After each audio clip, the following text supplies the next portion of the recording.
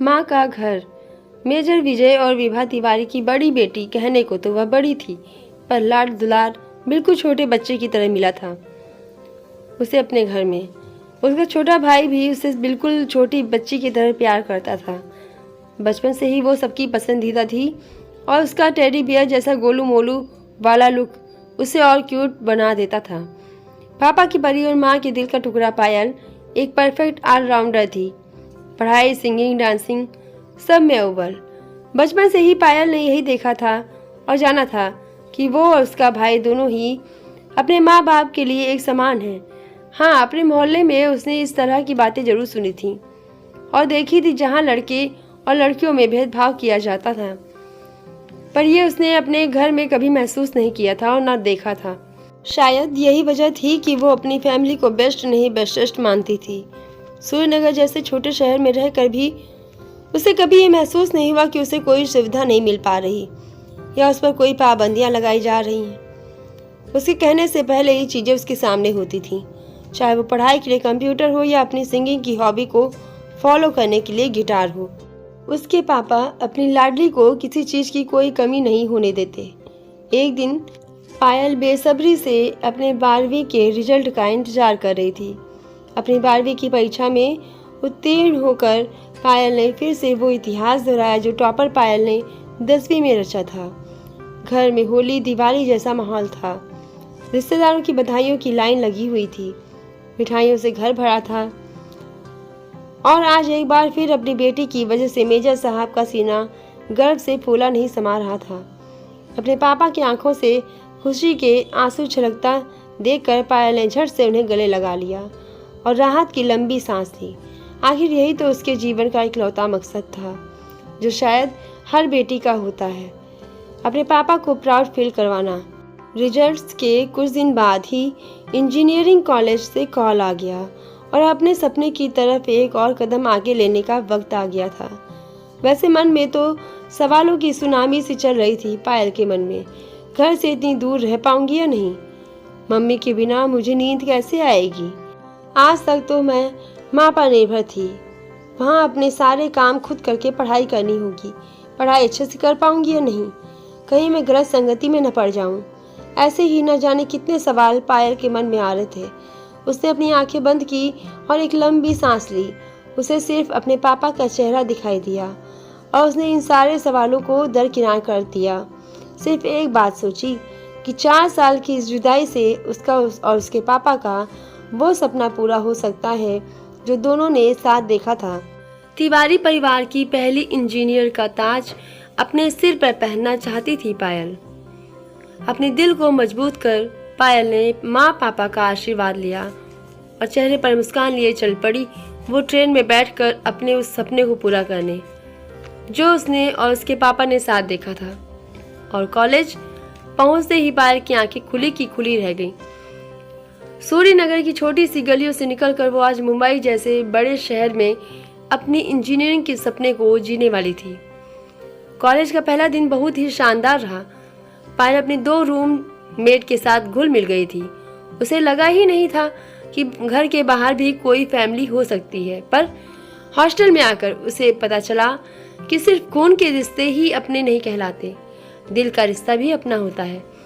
पायल अपनी दोनों रूममेट स्वाति और सुमन के साथ बहुत एंजॉय कर रही थी। साथ खाना, कॉलेज जाना, पढ़ाई में एक दूसरे की मदद करना। ऐसा लग ही नहीं रहा था कि पायल वही लड़की है जो कभी अपने घर से दूर नहीं गई थी। खैर, ये बात जानकर पायल के घर वालों को बहुत खुशी हुई कि वो हॉस्टल में अच्छे से एडजस्ट हो गई है और उसे घर वालों के बिना वहाँ अकेला महसूस नहीं होता।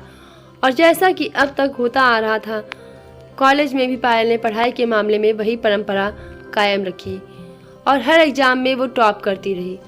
बेटी का रिजल्ट देखकर पायल के माँ बाप को अपनी बेटी पर और गर्व महसूस होता। पायल अपने आप को कॉलेज में बहुत रिजर्व रखती थी, ना किसी से ज़्यादा बातचीत, ना ही ज़्यादा दोस्ती। कॉलेज से हॉस्टल और रूममेट के साथ थोड़ा हंसी मजाक। अपने कॉलेज में पायल की छवि एक पढ़ाकू और कम बोलने वाली लड़की की थी। लोग अक्सर उसके पास तभी जाया करते थे जब किसी को कोई नोट्स चाहिए होता था। पायल अपनी इस छोटी सी दुनिया और 2 दोस्तों सुमन और स्वाति के बीच बहुत खुश थी और देखते ही देखते प्लेसमेंट का दिन भी आ गया। वो दिन जिसके लिए सभी स्टूडेंट्स हर सेमेस्टर में जी जान से पढ़ाई करते थे ताकि एक अच्छी सी कंपनी में उनको नौकरी मिल जाए। और प्लेसमेंट्स के रिजल्ट फिर से ऐतिहासिक थे। हो भी क्यों ना, इस साल पायल जैसी होनहार लड़की जो प्लेसमेंट में बैठी थी, जो कि बचपन से ही रिकॉर्ड्स बनाने के लिए मशहूर थी, जहां बाकी स्टूडेंट्स एक ही कंपनी में नौकरी पा के फूले नहीं समा रहे थे, पायल के पास 3 कंपनियों का जॉब ऑफर था। उसकी आंखों में पानी भर आया था। वो सपना जो पायल और उसके पापा ने साथ देखा था, साकार जो हो गया था। वो कॉलेज से दौड़ती भागती हॉस्टल आई और फ़ोन करके जैसे ही ये खबर अपने पापा को सुनाई, मेजर साहब की खुशी का ठिकाना न रहा। उन्होंने पायल को जोर से शाबाशी देते हुए कहा, जियो बेटा। पायल को उसके दोस्त, क्लासमेट, प्रोफेसर और रिश्तेदार बधाई देते नहीं थक रहे थे। और देखते ही देखते अपनी डिग्री पूरी होते ही पायल को कंपनी से ज्वाइनिंग लेटर आ गया और फिर वो चल पड़ी अपने सपनों को और ऊंची उड़ान देने। माँ बाप खुशी से फूले नहीं समा रहे थे। आखिर बेटी इंजीनियर साहब जो बन गई थी। अभी पायल ने पंख फैलाने शुरू ही किए थे कि तभी उसके लिए शादी का एक रिश्ता आ गया। ये बात चौंकाने वाली जरूर थी, पर उससे भी ज़्यादा दुख इस बात का था कि उससे माँ बाप ने भी इसके लिए हामी भर दी थी। हालांकि सिर्फ नाम के लिए ही सही उसे उसकी मर्जी पूछी जरूर गई थी, पर एक ऐसी लड़की जो हमेशा अपने माँ बाप की हाँ में हाँ मिलाती आई हो, वह यहाँ ना नहीं कह पाई। शायद वो अभी इसी गलतफहमी में जी रही थी कि जिस तरह बचपन से ही बिना उसके बोले ही उसकी हर इच्छा समझ ली जाती थी, शायद इस बार भी लोग समझ लें। पर किस्मत को शायद कुछ और ही मंजूर था। पायल जब तक इस स्थिति से कुछ हल निकाल पाती, तब तक उसकी शादी हो चुकी थी। वो घर जो उसका अपना था, जहाँ उसका बचपन बीता था, जहाँ वो बड़ी हुई थी, वो घर अब उसका अपना ना रहा। अब वो घर उसके उस माँ बाप का घर बन चुका था और उसका ससुराल जो उसके लिए बिल्कुल नया था, एकदम अनजाना सा, ये सब उसका अपना हो चुका था। ये पहेली पायल के लिए अजीब तो थी, पर अब वो इसमें उलझती ही जा रही थी। शादी के बाद जैसे चीज़ें अचानक से बदल गई थी, उसे ऐसा लगने लगा था जैसे उसकी डिग्री, पढ़ाई, उसका इतना गुणी होना, सिंगिंग, डांसिंग, पेंटिंग, ये सब में अव्वल आना, इतनी अच्छी नौकरी करना उसके ससुराल वालों के लिए कोई मायने नहीं रखता था। आज हम भले ही खुद को कितना ही मॉडर्न क्यों ना कह लें, पर एक बेटी और एक बहू को कभी भी एक समान दर्जा नहीं मिल सकता। आज भी एक बहू चाहे कितनी ही गुणी क्यों ना हो, उसका आकलन इसी बेसिस पे किया जाता है कि वो खाना कितना अच्छा बना सकती है, रसोई में निपुण है या नहीं, घर कितने अच्छे से संभाल सकती है। आज भी एक बहू की आमदनी से ज़्यादा जरूरी हमारे समाज के लिए यही है कि वो कितने कम पैसों में घर का खर्च चला सकती है, घर वालों का ध्यान और ज़रूरतों का ध्यान कितने अच्छे से रख सकती है। अगर एक बहू घर में सुबह सुबह सबसे पहले उठ जाए तो वो संस्कारी कहलाती है, और अगर ना उठे तो माँ ने क्या सिखाया है कि ताने सुनने पड़ते हैं। सबसे बड़ी विडंबना तो ये है कि माँ का घर तो हर बच्चे का अपना घर होता है ना, फिर क्यों हमारे समाज में शादी के बाद लड़कियों को ये शिक्षा दी जाती है कि चाहे ससुराल में कुछ भी हो जाए, माँ के घर लौट के नहीं जा सकते। क्यों हमेशा रिश्ते की डोर को मजबूत बनाना और थामे रखने की जिम्मेदारी लड़कियों के मत्थे मर दी जाती है। आज के लोग जब जेंडर इक्वालिटी की बात करते हैं तो हमेशा ये पहलू उनके एनालिसिस में शामिल क्यों नहीं होता। क्यों अपने शादी से पहले अगर एक लड़की अपने करियर जिसे संवारने में उसने अपनी आधी जिंदगी गुजार दी को अहमियत दे, तो उसे ओवर एम्बिशियस होने के ताने क्यों सुनने पड़ते हैं। खैर, पायल के साथ भी कुछ ऐसा ही हो रहा था। ससुराल में लोगों की अपेक्षाओं के बोझ तले उसकी खुद की खुशी, उसका सपना दबता चला जा रहा था।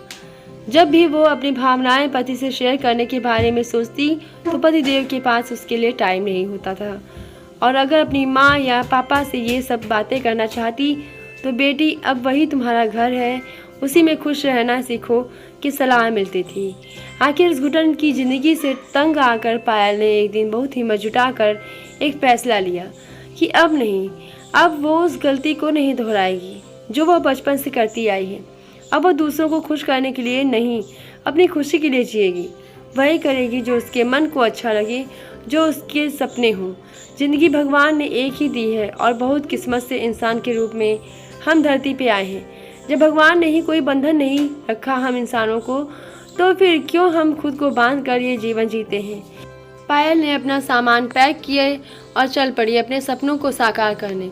हर बंधन को तोड़कर अब वो वहाँ रहेगी जो उसका घर हो, खुद का घर, न ससुराल न ही माँ का घर, जिससे हर लड़की की ना जाने कितनी यादें जुड़ी होती हैं, पर वो कभी उसका अपना नहीं कहलाता, कभी उसका अपना नहीं हो पाता। कभी कभी बस यही सोचती हूँ कि काश हम अब इतने मॉडर्न हो सकें कि एक बेटी को कभी ये फील ना हो और ना ही कभी ये सुनना पड़े कि वो घर जहाँ उसने जन्म लिया, पली बड़ी हुई, जीना सीखा, जीने का ढंग सीखा, वो सिर्फ माँ का घर है। वो माँ जो अपने बच्चे की एक आंख में आंसू देखते ही उसे अपने सीने से लगा लेती है, जिस माँ को गले लगाने से ही बच्चों के सारे दुख दूर हो जाते हैं, वो माँ। और उस माँ का घर कभी किसी बच्चे, स्पेशल लड़की जिसे माँ की परछाई माना जाता है, उसके लिए कभी पराया हो सकता है भला?